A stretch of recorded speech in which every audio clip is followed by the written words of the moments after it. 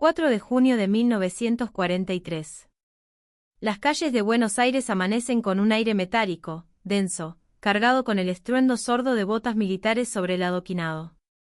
Un murmullo recorre la ciudad como una corriente eléctrica subterránea. El coronel Juan Domingo Perón, una de las mentes maestras detrás del golpe del Grupo de Oficiales Unidos, observa desde una ventana de la Casa Rosada cómo el país que ahora empieza a moldear se encuentra al borde del abismo. La Argentina de 1943 no era simplemente una nación en crisis, era un proyecto herido de muerte, un gigante con pies de barro.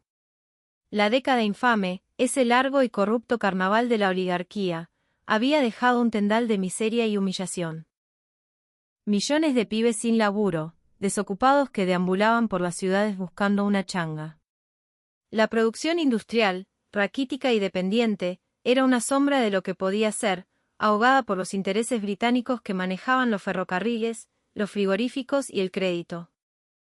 La soberanía era una palabra hueca, un verso recitado en los actos escolares mientras el oro del Banco Central servía para garantizar los negocios de Londres y Nueva York.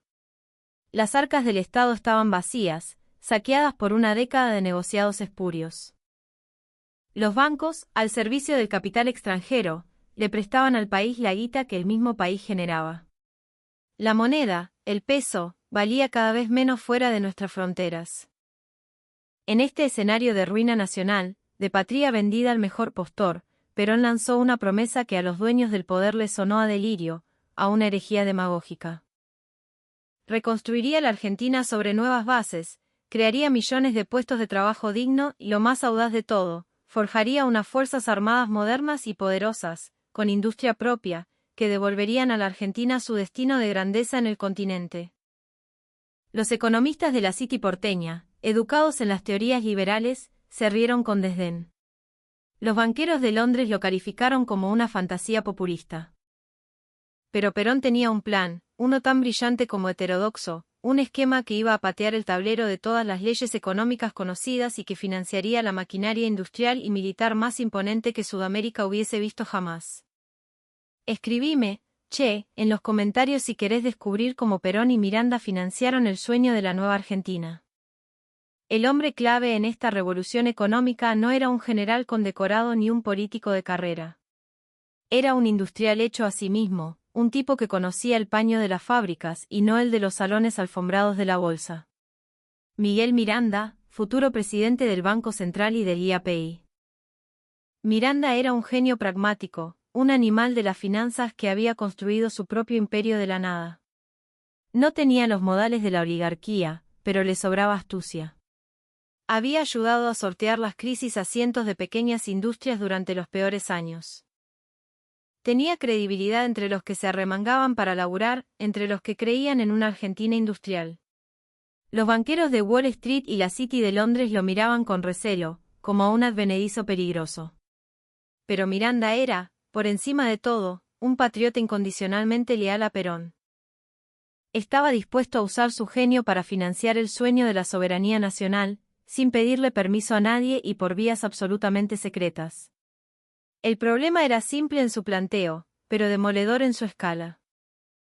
La Argentina no estaba bajo un tratado que le prohibiera tener ejército, como la Alemania de Versalles, pero su dependencia económica era una soga al cuello mucho más efectiva que cualquier tratado. Cualquier intento de industrialización masiva o reequipamiento militar a gran escala sería boicoteado de inmediato por las potencias anglosajonas, que controlaban el flujo de capital y tecnología. Pero más allá de las presiones externas, había un problema todavía más elemental: no había un solo morlaco. El gobierno no podía simplemente darle a la maquinita de imprimir billetes sin desatar una hiperinflación que liquidara el salario de los trabajadores. No podía pedir préstamos internacionales, porque ningún banco extranjero financiaría un proyecto diseñado para cortar los lazos de la dependencia.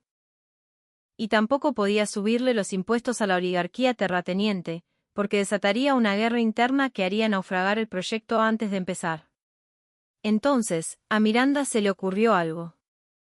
Una herramienta financiera tan ingeniosa, tan brutalmente efectiva, que ocultaría la mayor transferencia de riqueza de la historia argentina durante años.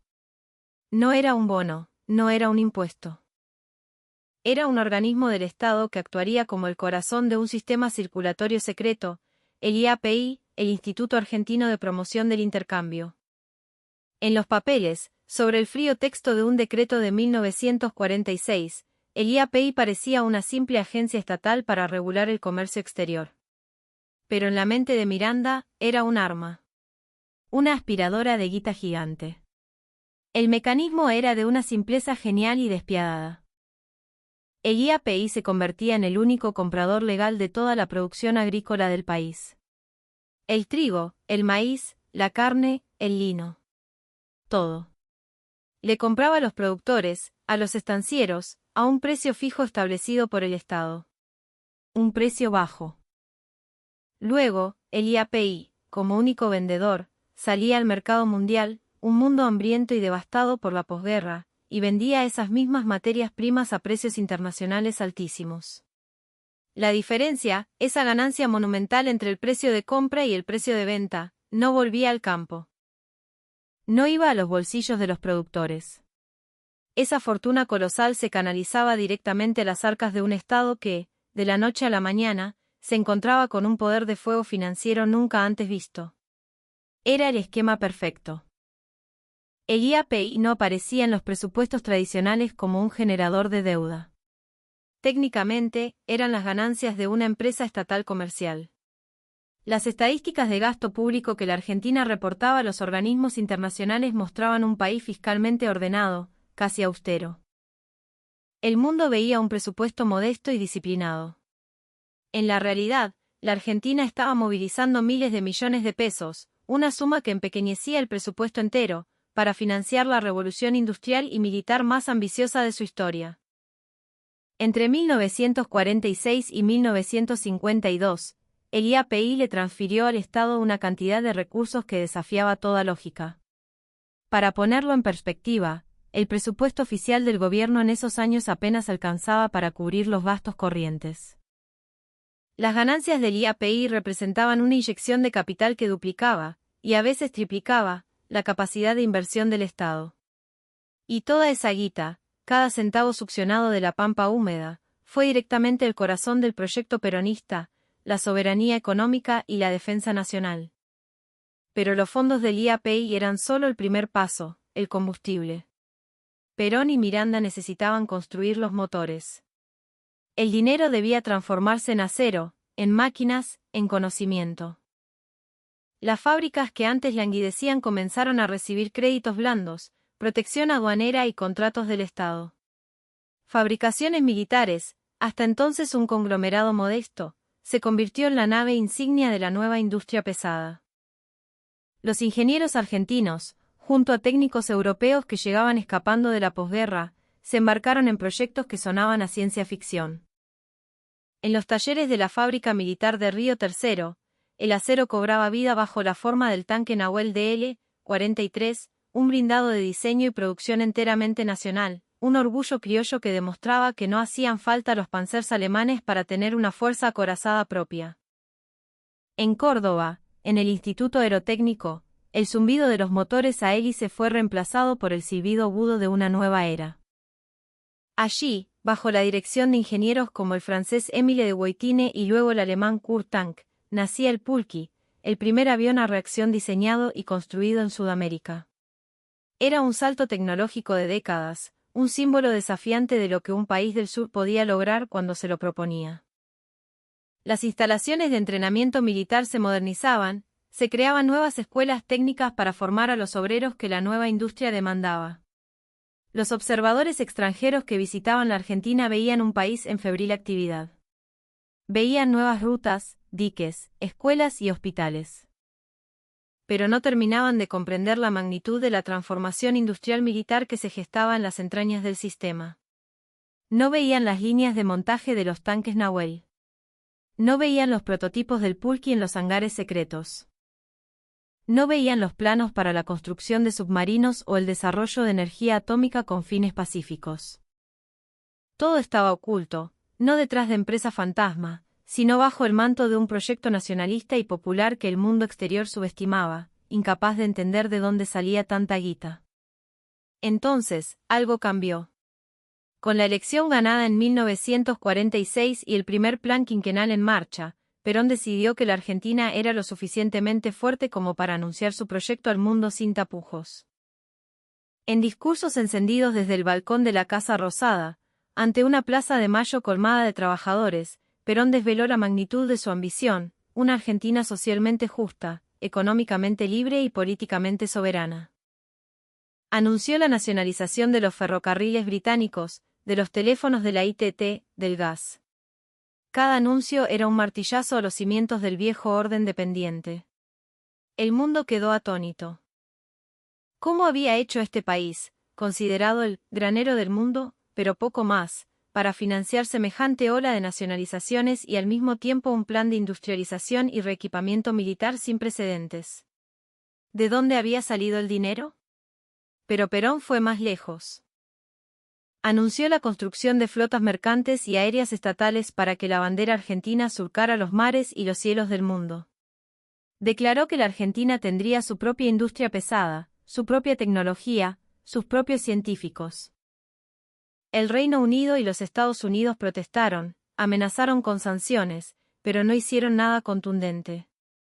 Estaban más preocupados por la Guerra Fría que nacía en Europa y, sobre todo, necesitaban desesperadamente los alimentos que solo la Argentina podía proveerles. Perón había apostado correctamente. Las potencias occidentales no iniciarían una guerra económica total para hacer cumplir las viejas reglas de la dependencia. Ahora, con el proyecto a la vista de todos, Perón necesitaba aún más guita. El IAPI había funcionado de manera brillante, pero tenía un problema fundamental, una falla estructural en su diseño. Eventualmente, los precios internacionales de las materias primas dejarían de subir. Y la gallina de los huevos de oro empezaría a poner menos.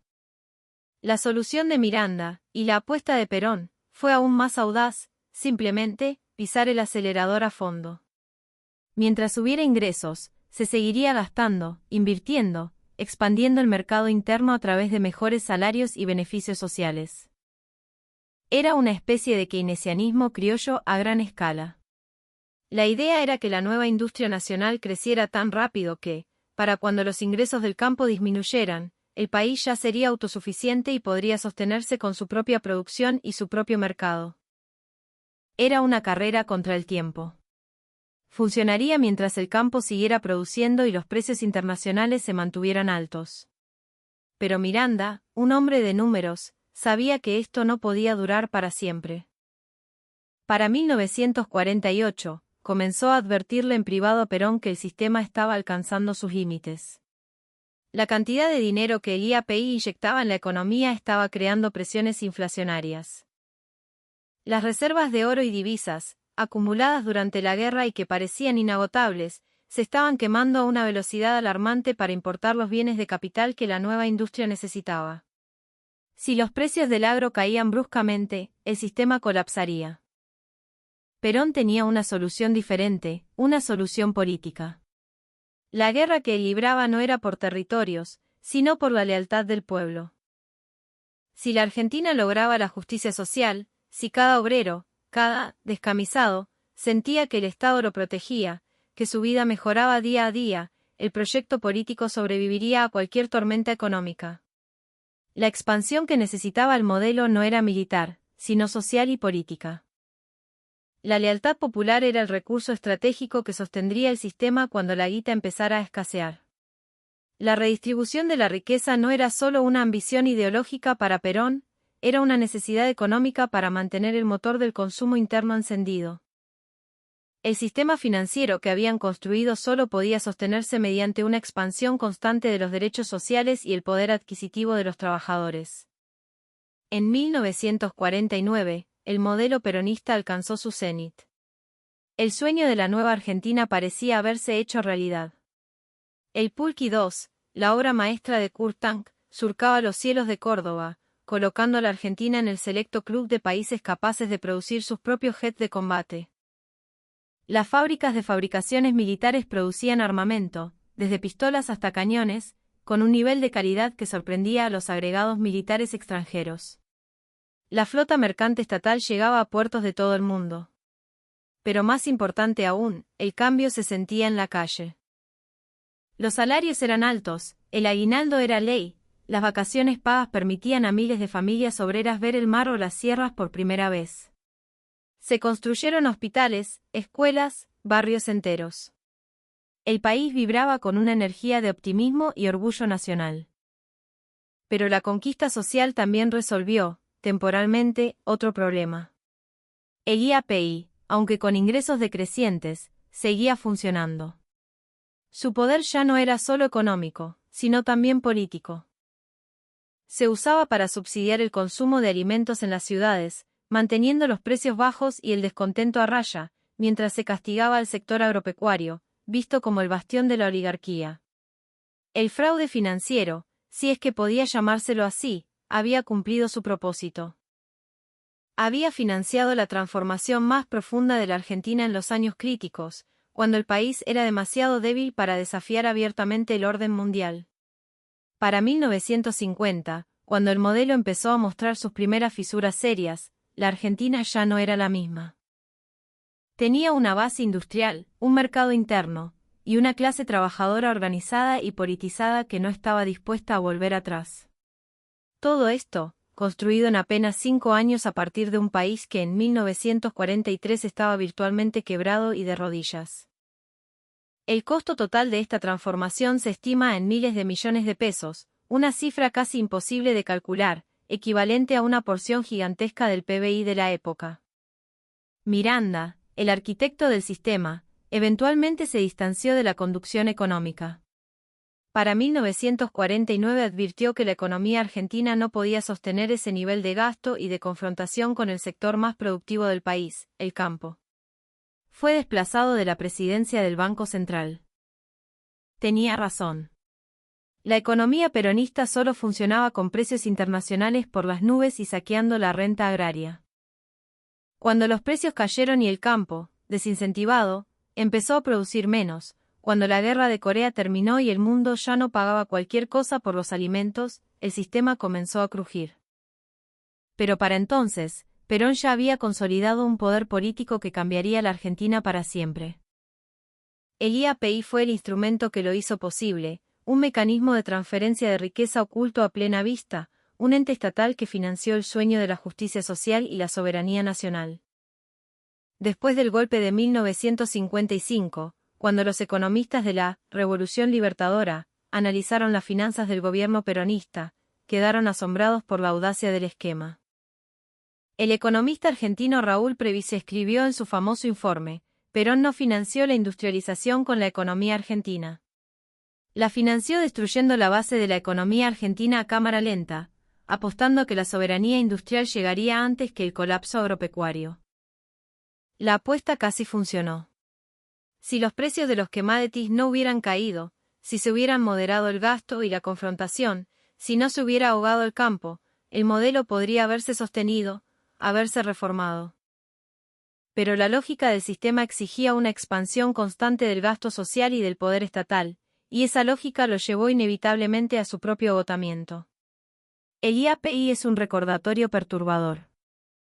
Con suficiente ingenio financiero y control político, un país semicolonial puede construir una nación industrial, pero esa nación construida sobre el desequilibrio de sus propios sectores productivos, eventualmente, se tambalea bajo el peso de sus contradicciones.